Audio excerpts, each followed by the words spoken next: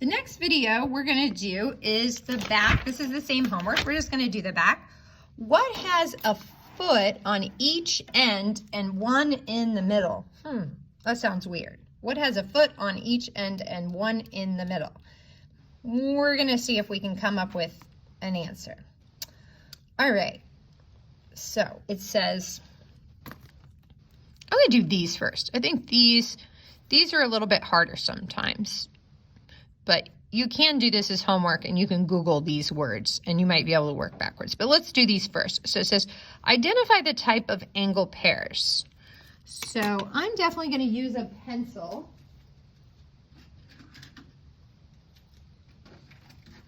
Because I want to be able to erase. So angle 3 and angle 5. Okay, one's big, one's little. So those are on the, here's my angle measurements. Those are the same side interior angles. Okay, then 1 and 8. So see how I need this eraser. Now I want to focus on 1 and 8.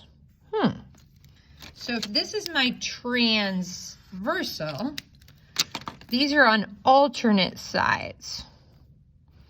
So alternate sides, and they're out of my road. So that's called exterior. Alternate exterior.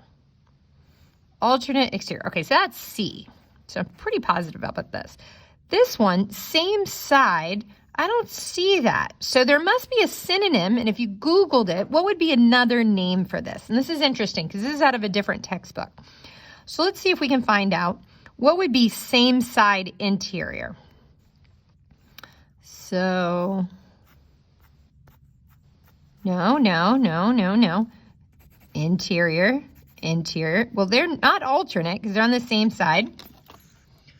So I think it's this word consecutive must mean same side. And I think if you Google it, you'll come up with that same thing. So it's consecutive interior or same side interior.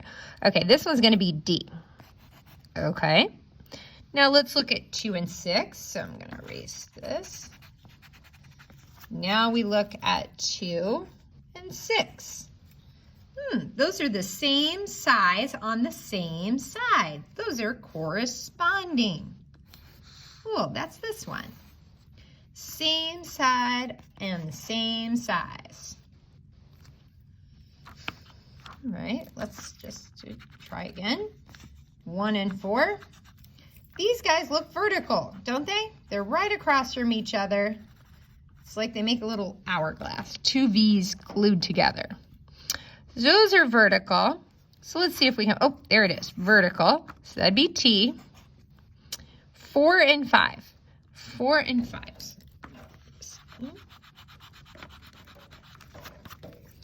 4 and 5. Okay, so they're definitely in the road, so they're definitely interior. And they're on alternate sides of the transversal. Alternate sides, so alternate interior. Why? Okay, so let's spell our word here. 6 is the letter D. 7, C. 8, A. 9, T. 10, Y.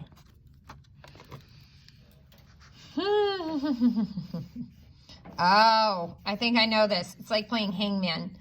I think it's a yardstick.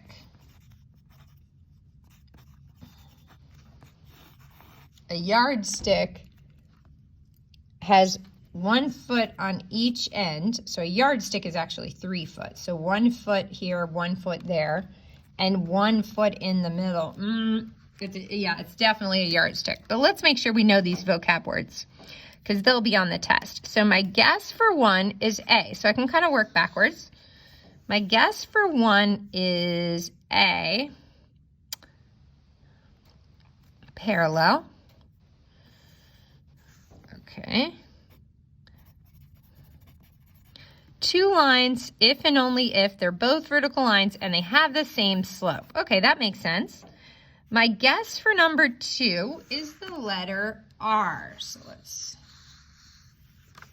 okay, it's perpendicular. So perpendicular Two lines, if and only if they're vertical, horizontal, and their slopes are negative reciprocal. So we talked about that today. So if one slope was 2/3, the perpendicular slope would be positive 3/2. Okay, that's kind of the pattern we noticed. 3. My guess for 3 is K. So let's look for K. Coincident. Okay, interesting word. Again, this happens if I use another textbook or a puzzle book. Maybe some words we don't really know, but we'll talk about. Two lines are coincident if and only if their equations are equivalent. That's interesting. Coincident. Okay, well that wouldn't be on a test, but that's kind of interesting. Number 4, I think, is the letter S. So that's the word skew. Okay, that kind of comes up. Two lines are skew if they don't intersect. So sometimes we need a word when they intersect, but they don't necessarily meet at a right angle, then they're just skew lines, or if they're just not on the same plane. Okay, so that's kind of an important word that might come up. It feels like the opposite of parallel or perpendicular. It's just one other word. Last, I. 5 we think is I, transversal. Yeah, that's definitely a big vocab word in this chapter.